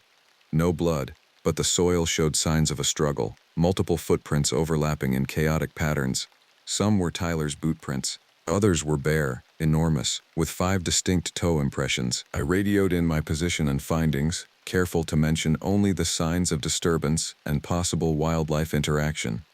Mentioning anything else would earn me a psychological evaluation. We had 3 rangers who'd been placed on administrative leave after reporting similar findings. The service doesn't tolerate folklore contaminating official reports. Copy that, dispatch replied. Continue search pattern. Helicopter support delayed due to weather. Of course it was. We were always alone when it mattered most. I followed the creek northward, where it fed into a ravine locals called Devil's Throat. The temperature dropped as I descended, my breath forming clouds in the suddenly frigid air. The ravine walls closed in, blocking the mid-morning light. My flashlight beam caught something reflective, Tyler's emergency blanket, shredded and hanging from a branch 12 feet above the ground. That's when I heard it. A low, rumbling growl that seemed to come from the earth itself. Not bear, not mountain lion. Something deeper, more guttural, more human. Hello, I called, switching to my most authoritative ranger voice. Tyler Collins? This is Park Service. If you can hear me, respond. The response wasn't human. A series of wood knocks echoed through the ravine, 3 distinct impacts like a massive object striking tree trunks. Then silence. A post on r/paranormal encounters had described this exact phenomenon. The knocks are communication. 3 means stay away. If you hear them, turn back immediately. I'd dismissed it as creative writing. Now, I wasn't so sure. I pressed forward anyway. It's what rangers do. We move toward danger when others flee. The ravine widened into a small clearing where centuries of flooding had created a sandy beach alongside the creek. And there, pressed into the wet sand, were dozens of tracks. The same oversized, bare footprints, some showing clear dermal ridges like massive fingerprints. Beside a fallen log, I found Tyler's backpack. The frame was bent, the fabric torn as if by enormous hands. His camera lay nearby, lens shattered. When I checked the memory card later, the last images would show only blurred darkness and a pair of reflective eyes. Collins, I shouted, desperation creeping into my voice. Make noise if you can hear me. A faint call responded. Human, male, terrified. It came from a rock overhang across the clearing. I sprinted toward it, hand on my sidearm, though I knew bullets would likely only enrage whatever made those prints. Tyler huddled in the shallow cave, eyes wide with terror, clutching a broken branch as a makeshift weapon. His clothes were torn, face scratched, but he was alive. It won't let me leave, he whispered as I approached. 3 nights. Watching. Waiting. What's watching you, Tyler? I asked, helping him to his feet. Not what. Who? His voice shook. It's intelligent. It herded me here. Blocked every escape route. It mimicked voices. My girlfriend's voice. Called my name. I checked him for concussion, for signs of hallucinogens, for any rational explanation. His pupils were normal, his speech coherent. He was terrified, but lucid. We need to move, I said, gathering his salvageable gear. Whatever you encountered, we're not waiting for it to return. As we prepared to leave, Tyler grabbed my arm. Why do you think it didn't kill me? It could have. Easily. The question haunted me as we navigated back toward the main trail. Why indeed? The incident report would cite wildlife confrontation, probable bear encounter, hiker disorientation. But Tyler and I knew different. Something in these woods was studying us, learning our behaviors, our search patterns, our weaknesses. And it was getting bolder. Back at headquarters, they celebrated another successful rescue. I said nothing about the footprints, the wood knocks, Tyler's account of voice mimicry. Instead, I added photographs and notes to my private file, now thick with 7 years of impossible encounters. That night, alone in my cabin, I heard 3 distinct knocks on my cabin wall. When I checked outside with my flashlight, nothing was there except enormous footprints leading back into the dark forest. You're becoming obsessed, Karen said during our monthly check-in call. As the regional psychological consultant, she was responsible for ranger mental health. Remote postings can distort perception. The mind fills emptiness with patterns, threats. I didn't mention the growing file of evidence in my desk drawer or the new security cameras I'd installed around my cabin. Instead, I gave textbook responses about maintaining healthy boundaries between work and personal time and practicing mindfulness during stressful operations. After 7 years, I knew what they wanted to hear. Rangers who spoke openly about the unexplained phenomena in Blackwood either received transfers or didn't have their contracts renewed. The service preferred rational employees who filed coherent reports about identifiable threats. After Tyler Collins' rescue, I took 2 weeks of accumulated leave. Not for rest, for research. The archives of the Historical Society in Pinecrest held newspaper clippings dating back to the 1870s. Prospectors disappearing, lumber crews abandoning camps after harassment by an unknown forest dweller, a 1932 account from a civilian Conservation Corps worker describing a towering man-beast with red eyes that stalked their camp for weeks. The librarian, Mrs. Winters, watched me with knowing eyes as I photographed the articles. My grandfather was a ranger here in the 50s, she said quietly. He had a name for what you're researching, called it the curator. The curator, I repeated. Said it wasn't just passing through, said it was keeping something in these woods, protecting it. She slid a leather-bound journal across the table. His personal records, not for the official archives. That night, reading by lantern light in my cabin, I found detailed accounts matching my own experiences. Wood knocks, mimicry, strategic herding of lost hikers, footprints identical to those I'd photographed. The final entry, dated October 1959, simply read, "I've seen enough. It's their forest, not ours. May God forgive us for trespassing." 2 days later, the first evidence arrived on my doorstep, literally. I woke to find my security cameras disabled. On my porch lay a deer carcass, neck broken cleanly, positioned deliberately with its head pointing toward my door. This wasn't predation, it was communication. I photographed everything before disposing of the carcass. The placement, the broken neck, the lack of feeding. This wasn't normal predator behavior. A warning? A gift? Either interpretation was disturbing. That afternoon, I hiked to Devil's Throat Ravine, where we'd found Tyler. The area felt different, heavier, watched. I set up 4 motion-activated trail cameras in a perimeter pattern and retreated. 3 days later, I returned. 2 cameras were missing entirely. One was crushed, its metal casing crumpled like aluminum foil. The 4th remained intact but had been repositioned to face a tree where something had stripped the bark in a deliberate pattern. 3 vertical lines crossed by 1 horizontal. The memory card contained a single image. a dark, massive shape moving between trees. The outline was unmistakably bipedal, approximately 8 feet tall, with proportions that matched no known animal. The image was blurry, whether from subject movement or camera tampering, I couldn't tell. I posted the image anonymously to r/unexplained encounters with the heading, "Working in remote wilderness. What is this?" The comments ranged from obvious Photoshop to detailed analyses of comparative primate anatomy. One commenter, username Woods Walker, direct messaged me, "I was Forest Service, Olympic Peninsula, 14 years, same experiences. They're territorial but intelligent, not animals, not people, something else. They can read intent. If you're documenting them without respect, expect escalation." That night I read the message 5 times before deleting it. The words "expect escalation" lingered in my mind as wind rattled my cabin windows. At 2:18 a.m., my laptop pinged with an email alert from one of my remaining perimeter sensors. Something large had triggered the motion detector at my property line. The attached image showed only darkness, but the infrared heat signature indicated a massive bipedal form just beyond the camera's range. I armed myself not with my service weapon, but with my camera. If confrontation was inevitable, documentation mattered more than protection. What good would bullets do against something that could crush metal with its bare hands? I stepped onto the porch, camera ready. The forest was silent, that unnatural quiet I'd come to recognize as a warning.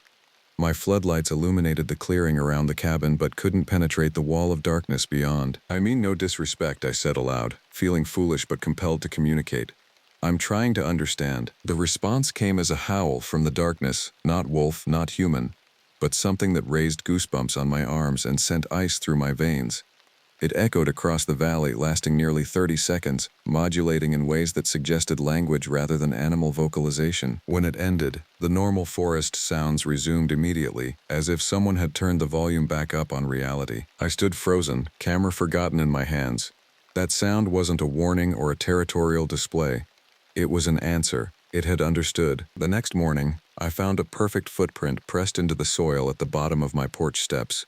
18 inches long, 5 toes, dermal ridges visible. Beside it lay a small, intricately woven structure of twigs and pine needles, a miniature version of my cabin, accurate down to the solar panels and chimney. The message was clear. I see you. I know you. I could reach you anytime. The evidence was mounting, but who would believe me? Who could I trust? The file in my drawer was now supplemented by digital backups on encrypted drives. Somewhere in this collection was a pattern, a purpose behind the encounters. As I added the new photograph to my file, I realized I'd crossed a line. I was no longer documenting out of professional curiosity. I was communicating with something the scientific world didn't acknowledge existed, and it was communicating back. Summer brought the expected flood of tourists to Blackwood. My incident reports doubled, mostly minor injuries and disoriented hikers. I handled each case professionally, but my focus remained divided. Every search operation became dual purpose, official rescue and personal research. Management noticed, "Your performance metrics are sliding," my supervisor commented during monthly review. Response times, paperwork efficiency, visitor satisfaction ratings, all down from previous years. I nodded, promised improvement, offered excuses about seasonal fatigue. What I couldn't explain was how every missing hiker report now triggered a surge of adrenaline, not from concern for the lost, but anticipation of new evidence. The Palmer's case changed everything. A family of 5, experienced campers, reported missing after missing their checkout time at the visitor center. Their vehicle remained at the Aspen Grove trailhead. Their bear canister properly hung at their registered campsite, but the family had vanished. Tent still pitched, sleeping bags laid out, breakfast preparations abandoned. I joined the search team at first light, secretly hopeful this might be another encounter. The service deployed everything: ground teams, canine units, eventually helicopter surveillance. By day 3, with no signs of the family, the operation shifted from rescue to recovery. That evening, returning to my cabin after 12 hours of searching, I found something propped against my door. A child's stuffed rabbit, damp and dirty, with a small tear in one ear. I recognized it immediately from the inventory of the Palmer's belongings. Pinned to it was a torn page from a map, with markings in what appeared to be charcoal, indicating a location 5 miles off any official trail. I should have reported it immediately, turned it over to the search coordinator. Instead, I grabbed my gear and headed out alone as darkness fell. The rational explanation that someone had found it and delivered it to my cabin warred with my growing certainty that something was communicating specifically with me. The coordinates led to a rock formation locals called Widow's Peak, a limestone outcropping half hidden by ancient pines.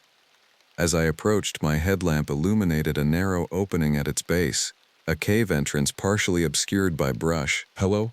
I called, switching to my most authoritative voice. "Park Service. Is anyone in there?" No human response came, but from deep within I heard movement, the shuffling of feet, a child's muffled cough. I radioed my position but received only static, common in these canyons but suspiciously convenient. I marked my GPS coordinates on a notebook page and wedged it visibly in a tree branch before entering the cave. The passage narrowed immediately, forcing me to crouch and eventually crawl. My headlamp created more shadows than illumination, the beam reflecting off wet limestone walls. The air grew colder, mustier, charged with a prickling electricity that raised the hair on my arms. The tunnel opened suddenly into a chamber roughly 20 feet across. My light caught reflective eyes, not animal, but human. The Palmers huddled together on a bed of dry pine needles, dirty and frightened but alive. "Oh, thank God," Mrs. Palmer sobbed as I approached. "We thought no one would find us. Are you injured? Can you walk?" I asked, already assessing their condition. Dehydrated, scratched, terrified, but physically intact. "It won't let us leave," Mr. Palmer said, his voice hollow. "We've tried, 3 times. It herds us back here." The youngest child, perhaps 4 years old, looked past me toward the tunnel entrance. "The big man is watching again," she whispered. I turned, sweeping my light toward the passage. For a fraction of a second, my beam caught a massive silhouette, broad-shouldered, at least 8 feet tall, covered in dark hair. Then it was gone, moving with impossible speed for its size. "We need to move now," I said, helping them gather what remained of their belongings. "Stay close together. Don't run unless I tell you to." As we approached the tunnel, a deep, resonant knocking echoed through the chamber. The now familiar pattern of 3. Warning. Territory. Stay away. I made a decision that defied all training and protocol. I set down my pack, removed my ranger hat, and placed it on the ground. Then I took the stuffed rabbit from my pocket and set it beside the hat. "We're leaving," I announced to the empty air. "Thank you for keeping them safe." Mrs. Palmer looked at me like I'd lost my mind. Perhaps I had, but something in these woods operated by rules I was only beginning to understand. We moved through the tunnel single file, my light illuminating the path. The cave exit appeared ahead, moonlight filtering through.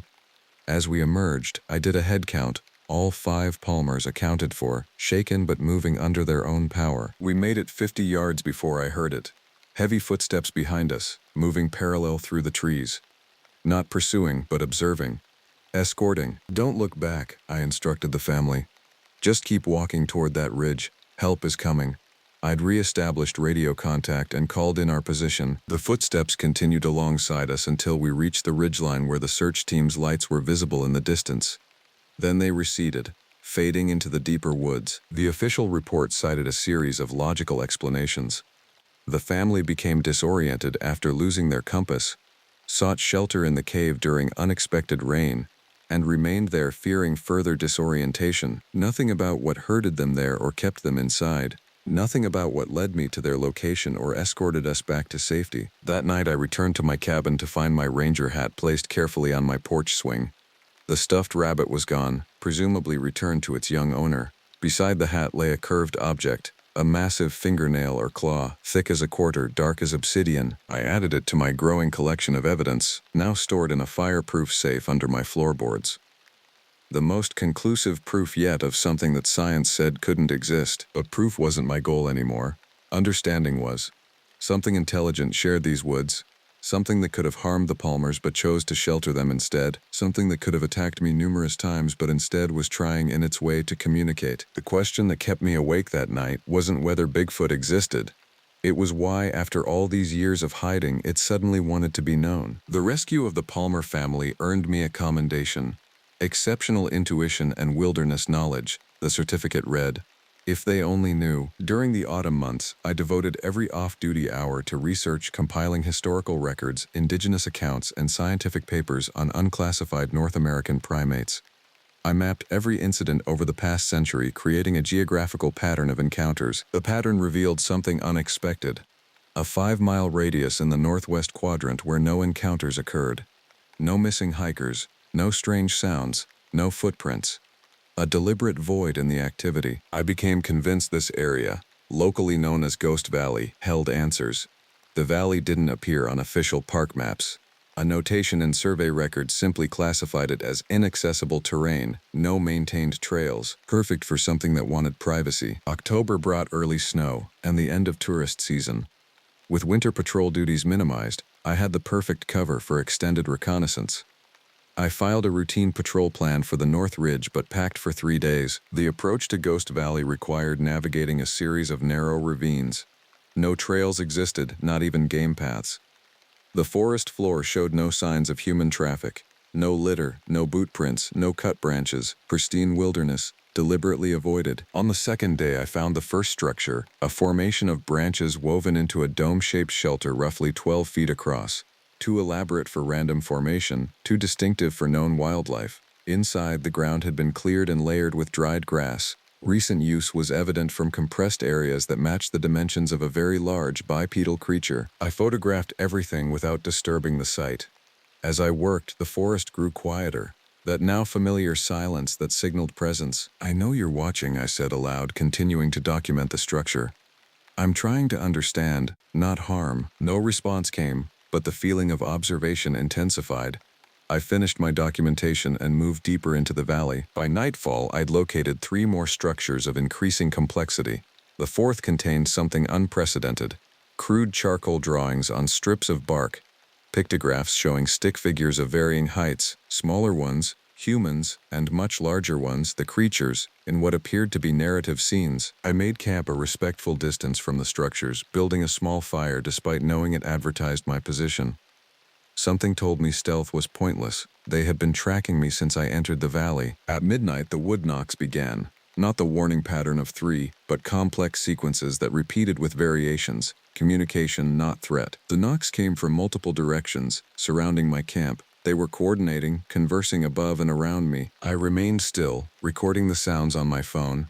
After 20 minutes, the forest fell silent again. Then came the approach. Heavy footsteps, deliberately loud enough for me to track, moving closer to my campfire. The massive silhouette materialized at the edge of firelight. 8 feet tall, broad-shouldered, covered in dark reddish-brown hair. Its face remained in shadow, but I glimpsed reflective eyes watching me with unmistakable intelligence. 7 years of search and documentation culminated in this moment. I should have been terrified. Instead, I felt a profound sense of validation and wonder. "I've been looking for you for a long time," I said quietly, remaining seated to appear non-threatening. The creature made no sound but tilted its head in a gesture eerily reminiscent of human curiosity. It raised one massive hand, fingers splayed, 5 digits, opposable thumb, just like mine but twice the size. Slowly I mirrored the gesture, raising my own hand, the universal greeting. "I come in peace." For 10 minutes we remained in this tableau, human and not human, separated by firelight and centuries of mutual avoidance. Then, with deliberate care, it placed something on the ground at the edge of my camp and retreated into darkness. When I was certain it had gone, I approached the spot with my flashlight. There lay an object that collapsed my understanding of what I was tracking, a journal with a National Park Service emblem, weathered and water-damaged but still readable. The name inside, Ranger Michael Davis. Davis, who had disappeared 7 years ago. Davis, whose body was never found. The journal's final entries documented what I had been experiencing: gradual contact, evidence collection, communication attempts. The final page held a hand-drawn map showing locations deep in Ghost Valley with the notation, their settlement, their artifacts, evidence of centuries of occupation. Dawn found me hiking deeper into the valley, following Davis's map. I no longer pretended this was routine patrol. I was pursuing first contact with a species science refused to acknowledge. The ground sloped downward into a sheltered basin surrounded by limestone cliffs. Perfect natural protection, invisible from the air. As I descended, I counted more structures, dozens of them, arranged in a deliberate pattern around a central clearing. In that clearing stood a sight that stole my breath. A monolith of stacked stones, clearly shaped by tools, standing 15 feet high. Around its base lay offerings, Unusual stones, animal antlers, and human objects, watches, cameras, backpacks, decades worth of items from those who had ventured too close. This wasn't just a habitat, it was a sanctuary, a sacred space. And I was trespassing. Movement registered in my peripheral vision. Not one creature but many, moving with surprising grace between trees and structures. A community, a society, watching me approach their center. The largest figure stepped forward, distinguishable by silver-gray hair among the darker brown. It carried something that froze me in place. My ranger hat, taken from my porch and returned in the cave, now offered again as identification or recognition. Understanding crashed over me like ice water. This wasn't first contact. This was established communication, generations in the making. Davis hadn't disappeared. He had been chosen, as I was being chosen. To witness, to understand, to serve as intermediary. The truth I'd sought wasn't what these creatures were, but why they had remained hidden so successfully for centuries while periodically allowing themselves to be glimpsed. They weren't revealing themselves to me. They were revealing us to ourselves, our encroachment, our disregard for ancient territories, our blindness to intelligences different from our own. As this realization solidified, the largest creature approached, extended its massive hand, and dropped something into my palm. A carved stone pendant, smooth from handling, etched with the same symbols I'd seen on the bark drawings. A token, an artifact, proof, but proof for whom? And to what end? Winter descended on Blackwood with brutal efficiency. 3 feet of snow isolated my cabin for weeks at a time, park visitation dropped to zero, and I was left alone with my evidence and my doubts. The carved pendant never left my person, suspended on a cord around my neck. I'd photographed it alongside Davis's journal and the plaster casts of footprints, creating a comprehensive file that would validate 7 years of research, evidence that would force scientific acknowledgement of what lived in these woods. Yet I hesitated to share it. Each time I drafted an email to university researchers or cryptozoology departments, something stopped me. The memory of those intelligent eyes watching me across the firelight, the careful placement of my hat, the deliberate communication. They had chosen to reveal themselves to me. Did I have the right to expose them to the world? I thought of what followed scientific discovery throughout history. Exploitation, habitat destruction, specimen collection. Would acknowledging their existence protect them or endanger them further? December brought an unexpected visitor, Regional Director Peterson, arriving via snowmobile for what she called a routine leadership assessment. "Your reports have been concerning," she said, warming her hands by my wood stove. "Increasingly detailed descriptions of phenomena we both know lack scientific basis. Pursuit of folkloric explanations for standard wilderness incidents." I said nothing, acutely aware of the evidence hidden beneath floorboards 3 feet from where she stood. "The service values your experience," she continued, "but questions your current psychological fitness for isolated duty. You're transferring me," I concluded, "offering you options. The visitor center at Grand Teton has an opening. Interpretive services, regular human contact, professional support, a demotion disguised as concern. The standard treatment for rangers who saw too much. I need your decision by January," she said before departing. For what it's worth, every ranger who's transferred from Blackwood has reported improved mental health. Sometimes the wilderness gets into your head in unhealthy ways. That night, alone again, I spread my evidence across the cabin floor. Photographs, recordings, journal entries, physical artifacts, irrefutable proof of something extraordinary. My ticket to vindication or condemnation depending on how the scientific community received it. As I organized the materials, a familiar sound reached my ears. 3 distinct knocks on my cabin wall. Not warning this time, beckoning. Outside, fresh snowfall had transformed the forest into a monochromatic dreamscape. My floodlights illuminated tracks leading from my porch into the darkness, those now familiar 18-inch footprints, perfectly preserved in pristine snow. The tracks led northward, toward Ghost Valley. An invitation I couldn't ignore. I followed them for an hour, moving through snow-laden pines by headlamp light. The path led to a viewpoint overlooking the valley where the structures stood. Below I saw soft lights, not electric, but the warm glow of carefully maintained fires within the largest dwellings. Movement between those structures revealed dozens of the creatures going about communal activities, gathering wood, tending fires, interacting in ways unmistakably social and organized. a secret society that had existed alongside humanity while remaining carefully, deliberately separate. The silver-haired leader stood on a rock outcropping below my position, looking directly up at me. Whether it had heard my approach or simply expected it, I couldn't tell. It raised one arm and pointed northward, beyond the valley, toward the deepest, most remote section of the forest. I understood immediately. It was showing me more, another settlement, more evidence, greater proof, offering me the documentation I'd sought for 7 years. But something in its gesture also conveyed urgency, concern. This wasn't just revelation, it was warning. I spent that night in my cabin assembling 2 packages. The first contained all my evidence, organized chronologically with detailed notes. Everything needed to prove the existence of an undocumented intelligent species in North American wilderness. The second contained a single letter to my successor, explaining where to find Davis's journal and what it meant. In the morning, I reached my decision. The first package I sealed in a waterproof container and buried beneath a marked tree near my cabin. The second I placed in my desk drawer where the next ranger would inevitably find it. Then I radioed headquarters with my response to Peterson's offer, respectfully declining transfer, requesting extended patrol of North Quadrant, minimum 6 months. Reconsider, Ranger, came the concerned reply. Isolation affects judgment. Your reports indicate potential cognitive distress. My reports indicate what exists in these woods, I answered. Someone needs to document it.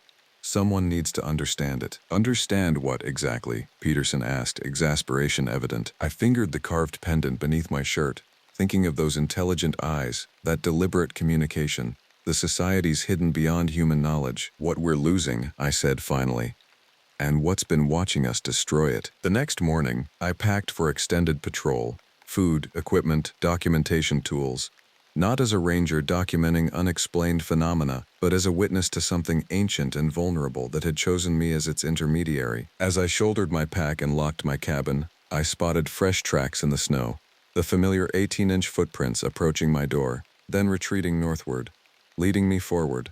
Offering choices, I could expose their existence with my evidence, triggering scientific investigation that would destroy their privacy and possibly their survival.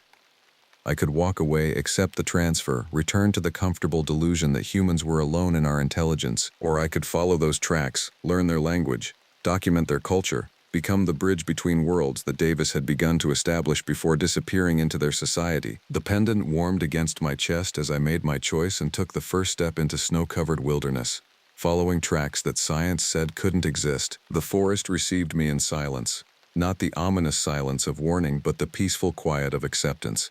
Whatever waited in the deep woods, I was finally ready to face it not as an observer, but as a student. The tracks led northward and I followed them home.